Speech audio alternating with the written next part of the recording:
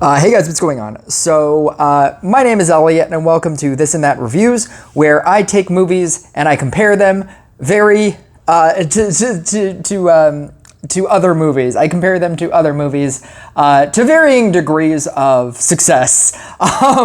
It's just how my brain works. It's how it's always worked. Whenever I watch movies, I always think about other movies while I'm watching any movie.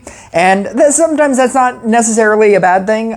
Sometimes it could be like, oh, I'm comparing it to this other good movie and this is just as good. Or sometimes, the obvious, like, I'm comparing this to a better movie that I'd rather be watching and this movie is bad. I have gotten super far behind on movies, and the smart YouTube thing to do would be to make separate videos for all of these movies, and I'm not going to do that because I don't really have a lot of something to talk about with each of these movies because they were all kind of just okay, except for one. And the except for one is the one that I didn't pay for that is literally streaming on Tubi right now, and that would be Shooter. I saw about like a week, or no, the following week. So it came out on Thursday, and I saw it the following week, which was Lilo and Stitch. And then in between that time and today, which is the 3rd, I saw Fountain of Youth on Apple Plus. It took me 3 attempts to try to finish that movie. And then today, it came out Thursday of last week, and it is now Tuesday. I just saw Karate Kid Legends. And then in between that time, I also saw Shooter. And in between that time, I also saw the original Lilo and Stitch because I had never seen the original Lilo and Stitch. I meant to see Lilo, so I'm going to talk about that one first. And Lilo and Stitch, The Fountain of Youth, and Karate Kid Legends, they all kind of like, they're all kind of the same. And by they're all kind of the same, they are all derivative of a previous thing. Lilo and Stitch live action, Lilo and Stitch. Karate Kid Legends, the Karate Kid franchise, right? And then Fountain of Youth is derivative of every action, adventure, mystery movie. National Treasure and Indiana Jones being the main 2. But for me and my heart, The Mummy. It is derivative of The Mummy because I love The Mummy. And so all 3 of them suffer from the same problem. They're all just kind of okay. Even as somebody that doesn't have complete reverence for the original. Like when I saw Lilo and Stitch live action, that was actually the first thing that I saw. I had never seen the original Lilo and Stitch until afterwards when I could talk about it, so I could talk about it with my girlfriend.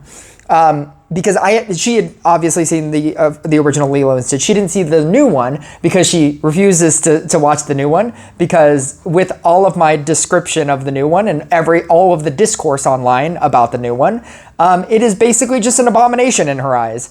And it's basically just, her main argument was, like, why did they change it? That was essentially what it came down to. She had like specific things, but what it kept coming back to was, well, then why did they change it? I was able to defend the choice to change all of the things in the way that the movie attempts to explain the change. And the big change, the major change that everybody is talking about, spoilers for Lilo and Stitch, obviously. The main one that everybody is talking about is that Lilo gets adopted, or Lilo goes into the foster care system, and as a cushion to that, in the live action movie, David has a grandma, and Lilo stays with them, and then Nani goes to college in San Diego, but she has a portal gun. She has a portal gun that she has the ability to just come back whenever she wants, right? And there's 2 softenings of the blow, right? If you just said, oh, she doesn't care about her family, she leaves, like Nani goes to San Diego, she doesn't care, and she just ditches, like, if you wanted to be cynical about it, like that's the discourse in the online space. And the way I was describing it was, well, you know, like the grandma, like David's grandma, is basically their grandma. It's just like a neighbor. It's their neighbor that is basically like an actual, like, aged, lived in, you know, familial figure, because they don't have any. And if you were going to give Lilo to anybody, it should probably be her. That would make the most sense in a real life scenario. Like, that is real life. Like, that would be a real life scenario, right? But like the original cartoon, and the way that it's portrayed is that it's just kind of like, oh, it just works because it works. The social worker, Cobra Bubbles in the original, is just the world's nicest social worker, where he's like, yeah, I'll help you take care of Lilo. And then, you know, David's like, yeah, I'll help you take care of Lilo. And, you know, Pleakley and Jumbo are like, yeah, we'll help you take care of Lilo. Like, everybody is like, that's their Ohana. That's the entire main purpose of the movie, right? And so people like are watching the new one and saying like, it ruins everything, right? And I feel like the original, if I wanted to compare it to something, it feels like a Man of Steel kind of like ending. It feels like, you know, like the happy, it leaves you with the happy without thinking about anything else. In the same way that like Man of Steel, when it ends and like Superman and Zod destroy the entire city, it ends on this happy note because Superman saved the day. And then you're just like, da da da da, na na na na, and then it ends, like credits. Who cares, right? But like the entire city is just destroyed, and they pay that off in like Batman and I was gonna say Batman and Robin. They pay that off in Batman versus Superman with, you know, like that was like the greatest opening of all time. It's such a great opening. And they pay that off, like Batman sees the destruction, and that's his hatred for Superman, or that starts his hatred for Superman. But I mean, like, the original Lilo and Stitch, it feels like very much like you're not thinking about anything beyond just this exact moment, and this exact moment, it tells you that everything is just fine, that the community, the Ohana, the community family, they get together and it's fine. And I felt like even though they changed the ending, they gave you reasons for why. They gave you like the grandma is a familial figure, like she has a portal gun, she can come back anytime. My girlfriend's argument inevitably was, yeah, but why did they change? Well, they didn't need to change it. Why did they change it? Why does she have to go to San Diego? Why couldn't she go to a college in Hawaii, right? And I don't have an answer for that, obviously. And so, if my enjoyment of Lilo and Stitch, the live action, I thought both movies are fine. I think they're both fine movies. I don't have the reverence for the original Lilo and Stitch. Another one of her arguments was that it's very heavily implied that Lilo is autistic, and that a lot of people that are autistic see traits within Lilo when Lilo and Stitch has been out for so long, and that they have attached that to her. And there's a line in the cartoon where Nani says, I'm the only one that can take care of her. And to give her to just the random grandma lady, the random neighbor, also felt like a betrayal to her. And that was, again, something else I couldn't explain away. Because if you like, and if you are that kind of person where you are just that invested into Lilo and Stitch and you are not watching it as I was watching it, as like just this wacky, you know, kid finds an alien movie, if you have the reverence for the original, it's going to bother the shit out of you.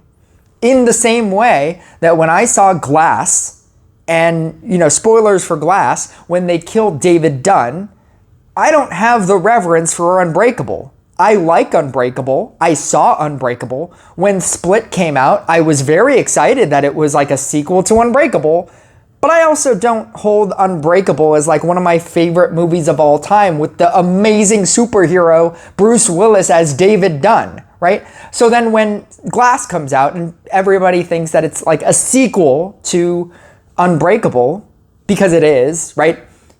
I understood that it's called Glass and that it's not about either David Dunn or the Beast, James McAvoy. It's about Glass. It's a third movie in a trilogy of movies based on separate characters. And so when they killed both David Dunn and James McAvoy, I wasn't bothered by that. And then they killed Glass, right? I wasn't bothered by any of it because I also knew that we're not getting like a fourth, fifth, this isn't going to become a Marvel Cinematic Universe franchise. And like, this is it. But if you do have the reverence for Unbreakable, if it was one of your favorite movies growing up as a kid, you are probably going to dislike Glass, right?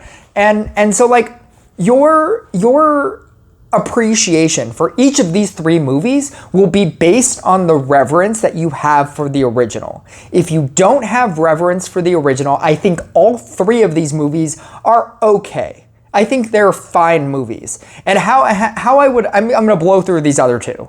How I would describe all three of these movies, Lilo and Stitch live action, Fountain of Youth, and Karate Kid Legends, they are movies that are cartoons for grown-ups. And what I mean by that is if you're a parent and you have like a kid and you just want to like, do something, you want to do chores, right?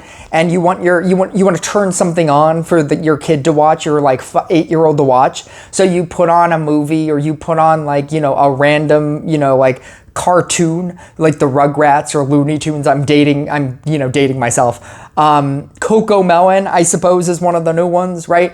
Like you put on a TV show that's, colorful and it's, happy, and it might have a good message, but in general, it's just bright and there's movement and there's, stuff happening on the screen. There's like the jingling keys, right?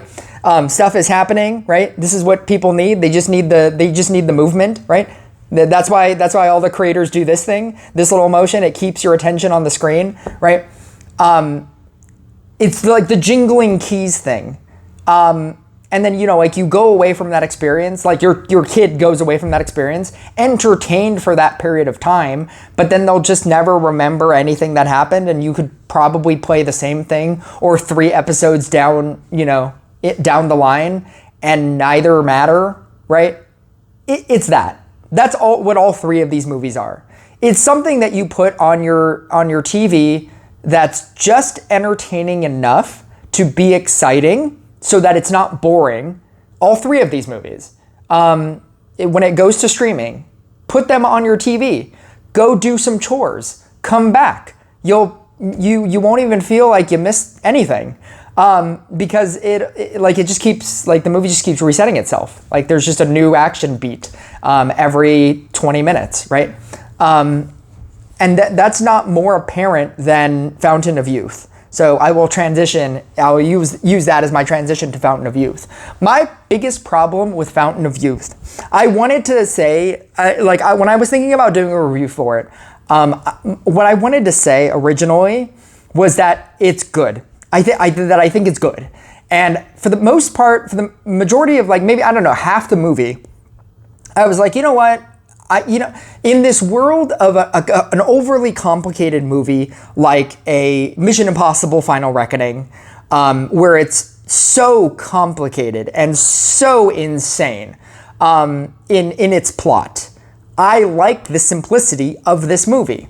When you have like a Indiana Jones and the Dial of Destiny with just an insane MacGuffin, an insane thing, like if you don't want to know, I don't know if you care to know about Dial of Destiny, but the MacGuffin in Dial of Destiny is a literal time travel device, and they go back in time, and where he makes the time travel device, which is just an insane way to go. And then you have like Dr. Jones as a cynical Dr. Jones, like, I don't want to do this anymore. And, like, my kid hates me. And, I don't want to go on an adventure because I'm old, right? And that's Disney's way of, treating their their past characters, like what they did with Luke in Last Jedi. I don't want to be a Jedi anymore. I just want to live on Octo, right? That's their thing. It's to make a hero character just a grumpy old man that doesn't want to do anything, right? When you have those kinds of movies, Fountain of Youth is a breath of fresh air. It's a person that actively wants to go on this adventure. And it has like action beats. It has a motorcycle chase in the beginning that leads into a fist fight, that leads into, like a gunfight, right? You have all these action beats. And and I was going through half of this movie with that knowledge. And I was just like, you know what? It's fine. This movie's fine. It's not great. It's fine, right? Two things make this movie bad. Two things make it go from, this is kind of okay, and in this day and age of overly complicating the plot with Mission Impossible Final Reckoning, and, like being a cynical person in Dial of Destiny, right? A generic action adventure, national treasure kind of deal is fine. And two things held it back for me that inevitably make me go negative to more on the negative side. And one of those things is that Natalie Portman and John Krasinski, their dynamic does not change throughout the course of the movie. They only have one conversation throughout the entire runtime of this movie. It's Natalie Portman saying, I don't want to go on an adventure, you're being reckless. And John Krasinski saying, I'm being reckless because this is a great adventure and you should want to go on it because you're boring and you don't like adventure. And then Natalie Portman saying, you're insane.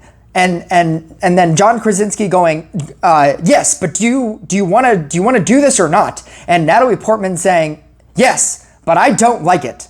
And then an action beat happens, and then they get out of the action beat, and Natalie Portman going, that was insane. I can't believe you just made me do that. And then John Krasinski going, yeah, but wasn't it exciting? Aren't you excited that you're on an adventure finally with your boring life? And then Natalie Portman saying, I love my boring life. It's much safer than your weird sense of adventure and your reckless behavior. And then John Krasinski going, yes, but do you want to go on another adventure and do another thing? And she goes, yes, but I'm not gonna like it because you're dangerous and you're reckless. That's the whole movie. And I think by the second or third time that it actively is done, that's when I started noticing it, and then they keep doing it. I almost want to suggest that you watch this movie just to fact check me on that. It's insane. And like their dynamic just doesn't change. That is what they are the whole movie. And they keep having remixed versions of that same conversation. When they're on the plane having that conversation is when I really noticed it, and then proceeded to continue noticing it every single time. The other thing that I really hated was the end. I hated that they sequel baited. I liked that they didn't do it in a post-credit scene, but I hated that they sequel baited. Anytime a movie, has a line that says, oh, wouldn't that be cool for the next movie? I can't wait to see you in the next movie. Like anytime a movie does that, it's so bad.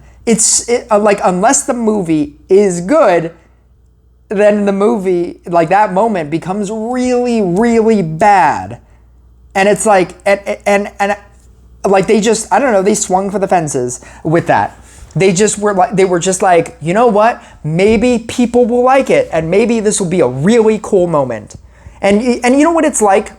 It's like the difference between Iron Man 1 with, Sam Jackson saying, like, I'm starting a team. They're called the Avengers. Dun, dun, dun, dun, right? And that's cool, because it's cool, because the movie's good. And like, oh, we can't wait to see it, right? And then you have a moment like Fan Four Stick, Yeah, it's fantastic. What did you say? It's fantastic. Yes. Yes, it is. Right? It's the same moment, but when it's a bad movie, it makes it even worse. It makes the moment even worse than just ending it on a regular note. Thinking that you're gonna get a sequel just makes that moment so bad. And it's like, I don't know, it's like somebody punching you, and then instead of just leaving and walking away, they spit on you. It's like, that's what it feels like. It feels like, you didn't need to do that. I already hated this. You didn't need to spit on me too, and that's what it feels like. Karate Kid Legends. Karate Kid Legends is a clip show. It's one of the most unique movies I've ever seen in that it's not really a movie. It's a bunch of clips strung together. It's a bunch of deleted scene, and not deleted scene. It's a, you know what it is? You know when you watch a TV show and then it goes previously on the previous episode, and then it goes clip and then clip and then clip and then clip, and then now you're caught up and now you can watch this episode, right? And it's not that everything else in that episode was unimportant, but these are the important parts that you need to know if you're following this story, right? It's, this is the exact important amount of information that you need. And it's not that everything else wasn't important, but this is exactly what you need to know. That is the movie. It's that. It feels like the previously on when they make a sequel. It'll just be this movie. Previously on the Karate Kid Legends. Now you're ready to watch Karate Kid Legends 2. This entire movie is that. It just goes clip, clip, clip, clip, clip, and it's literally clipping to just the exact important events that happen. And I'm gonna spoil something. It doesn't necessarily matter, but if you wanna watch it, you just avoid this moment as well. It's not a big spoiler. It's something that happens in 3 consecutive scenes, and this is not hyperbole. This is exactly how this scene plays out. Ben Wang, your main character, is at a pizza place, and the girl that he likes is like, yeah, you should come to the carnival tomorrow. And his tutor friend is like, oh my God, she really likes you. You should go to that carnival. And he's like, yeah, maybe I should. And so then it cuts to the carnival, and it's both of them walking into the carnival, and the friend says, oh my God, this is the night, you're totally gonna, you're gonna kiss her, this is the night of love. I can feel it in the air. And Ben Wang, it's shot on Ben Wang and his face, right? And then it cuts to her talking to her ex, and she's smiling. And then it cuts back to Ben Wang, and he's like, or maybe not. And then the scene cuts, and it's the boxing match, and the girlfriend or the girl comes in, and Ben Wang is obviously right? And the girl goes, how come you've been avoiding me? I've been trying to text you. And he's like, well, why don't you ask your ex-boyfriend? And she's like, he doesn't mean anything to me. That is how this movie is cut. It's just important scene, and then important scene, and then important scene, right? But all of it is just strung together like this to where it's just important scenes, to where you don't feel anything because there's nothing, because it just continues to cut. It just continues on. It just keeps moving on. The story just keeps moving on. And that, I don't know if it's a bad movie. I think of these 3 movies, this is the best movie. I think you could argue Lilo and Stitch is probably the best movie. I do like Karate Kid Legends though. Fountain of Youth is definitely the worst. But I think that like it's just edited in such a way that it doesn't allow you to feel anything with any of the moments. I was telling my girlfriend, it's basically like if you were watching a rom-com and it's two characters, the movie opens and two characters bump into each other and they're like, oh, excuse me. And they're like, excuse me. Oh, I'm so sorry. Wow, you're really pretty. Do you want to go on a date later? And then the girl goes, oh my God, yes, we should totally go on a date. I'm not doing anything. And then it cuts to them, like sitting down at a restaurant and it cuts to them like laughing. Ha ha ha, that was so funny. Oh my God, you're so funny. This is the best date I've ever had. I think I really like you. Do you want to come over to my place? Like my roommate's gone. And then it cuts to them like right after they've had sex and they're like, oh my God, oh, that was the best sex that I've ever had. Like, I think I'm falling in love with you. And then it cuts to a montage of them doing things together, like them at a carnival and then them at like an amusement park and then them at the movies and then them, like at a sports game, right? And then it cuts to them. It cuts to the guy on one knee and he's like, oh my God, these last few weeks have been the most magical time. And like, I want to spend my entire life with you. And it cuts to their wedding. And then it cuts to the parent saying like, I'm so glad my daughter found you and you're just such an amazing guy. And she's been looking for amazing people like for her whole life. And she has so much trauma, but I'm so glad that you two have been working through all of that. And, like you guys are going to spend the rest of your life together. And then it cuts to them on vacation, for their honeymoon. And then, like that they're having like such a great time and they're at a bar and they're drinking. And then it cuts to them coming back and having to go to work.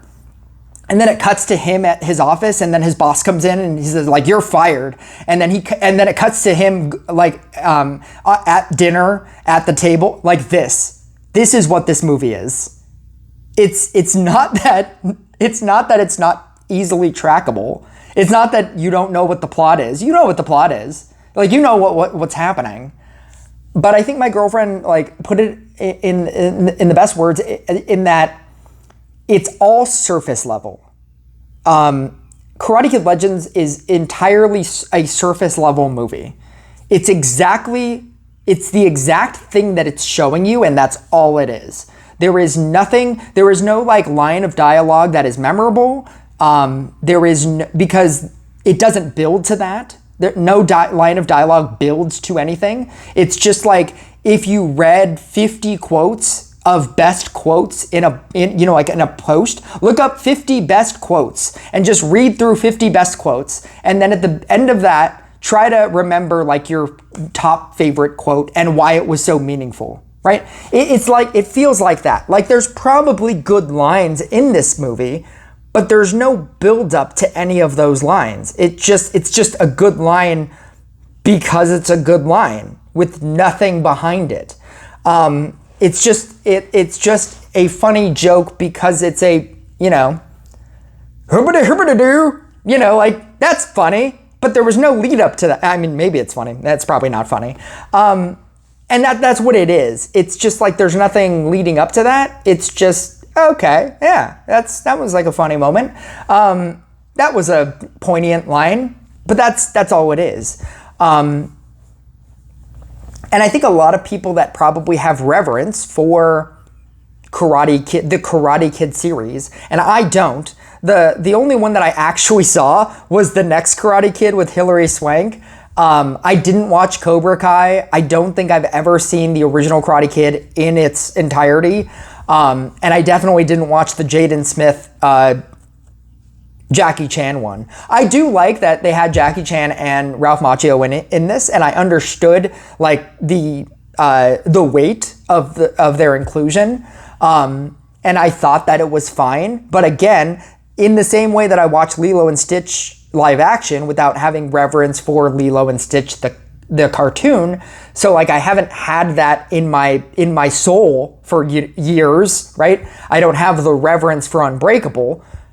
This was a much easier movie for me to watch. And even at that, it still bothers me that it's a clip show. It's not a movie. It's a series of clips. It's a series of stitched together important clips in a chronological order. In that way, when it comes to like whatever streaming service that it goes to, watch it. Watch it and watch as it's previously on Karate Kid Legends. Before Karate Kid Legends 2 comes out, watch this movie. It is the highlight reel of a 3-hour cut version of this movie. Like, this movie felt like an hour and 20-minute movie, and it's apparently a 2-hour movie. I don't see the 2 hours in this movie. It speeds through at such a rapid rate that I was convinced when I walked out that it would have been an hour and 20-minute, just the facts, just the important things kind of movie. The fact that it's 2 hours blows my mind. But of these movies, and the one that I will talk about the least is Shooter. Shooter is an old movie with Mark Wahlberg, and the least that I want to talk about, and the reason why is because it's the best. The worse a movie is, the more I just want to spoil everything about it. You'll start to understand that with my channel. But that's just who I am as a person. The more I like a movie, I'm just like, dude, you gotta go watch this. You gotta go watch this. I don't even want to tell you about it. Just go watch this movie. It's gonna be great. It's gonna be amazing. It's gonna blow your mind. It's gonna be great, right? I've seen so many bad movies. This is a good one. Go watch it, right? And that's how I feel about Shooter. I think that when you know that Mark Wahlberg plays the shooter, he is a sniper rifle expert. He can shoot anything from any distance, right? He's that guy.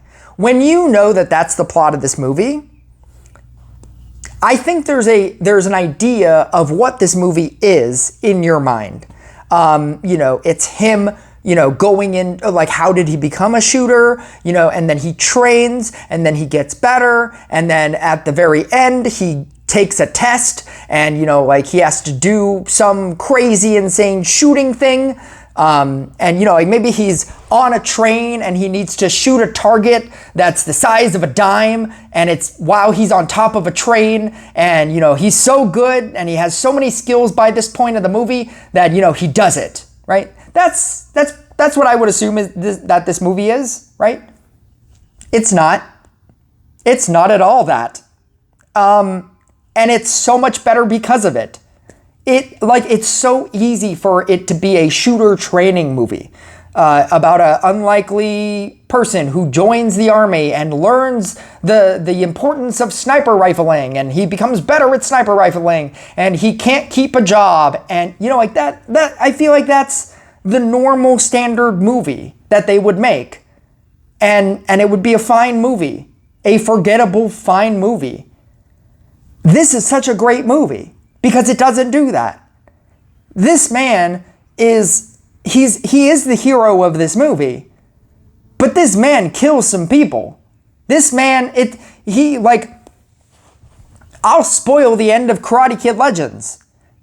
There's a moment where our main character is like above, the bully, the main bad guy, his main bad guy for the whole movie. And he's gonna punch him, and then it's like the Spider-Man thing, like Spider-Man Far From Home, the last Spider-Man, when when Tom Holland is gonna kill Green Goblin. I'll just spoil that movie. When Tom Holland is gonna kill Green Goblin, and he has the glider with the blades, and then Tobey Maguire, no, you can't do this. It'll change you, right?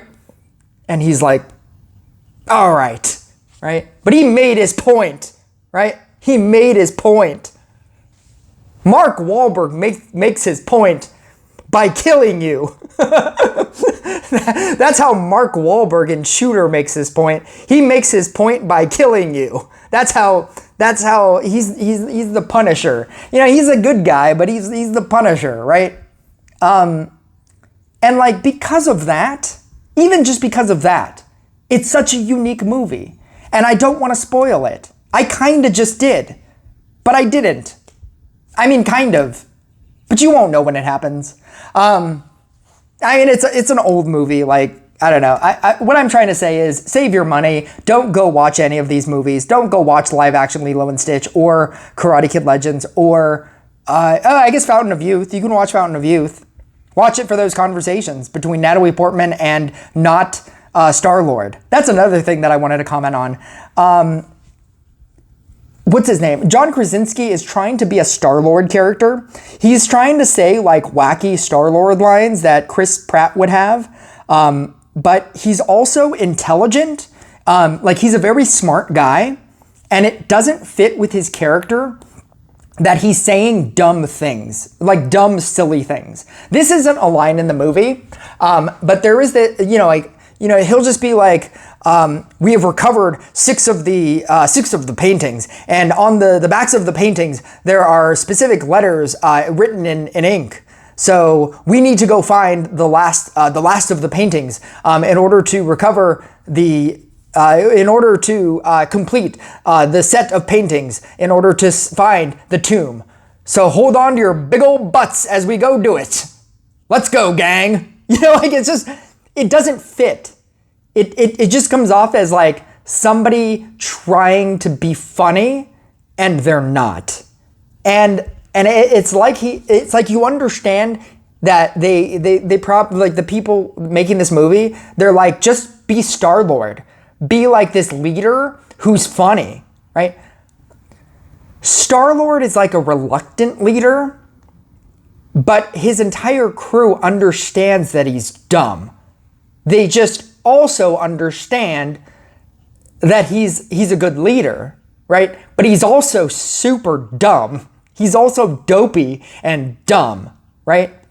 And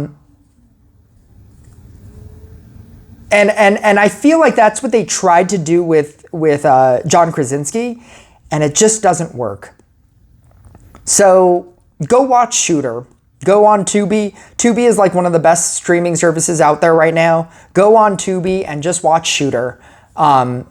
Feel free to watch these movies when they go on streaming on your streaming service of choice.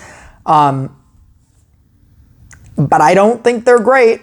I don't think you're going to hate your time watching any of these movies, but I also don't think that you're going to remember your time watching any of these movies either. I think that you will remember Shooter. I think that you will remember Shooter, for a long time. Much longer, at least much longer than you will remember live action Lilo and Stitch, Fountain of Youth, or Karate Kid Legends.